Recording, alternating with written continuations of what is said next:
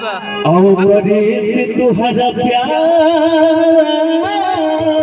हो गई। अरे गजब किया कि तेरे वादे पे एतबार किया, गजब किया कि तेरे वादे पे एतबार किया। तमाम काली रात कयामत का इंतजार किया, और जिनको एक लफ्ज़ सुनने के लिए मेरे दिल में तमन्ना थी, और तुम आज कह रहे हो तुमसे प्यार। कहाँ चले जाता हर की जान खुश रही, और की हमके भुला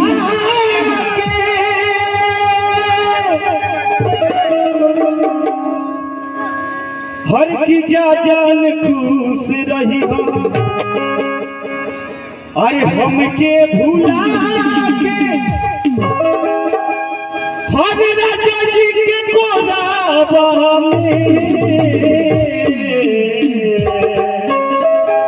सुनो तारा सा हमारा प्यार हो गया, देखते कुछ कहा परियारी ना करो। एक बार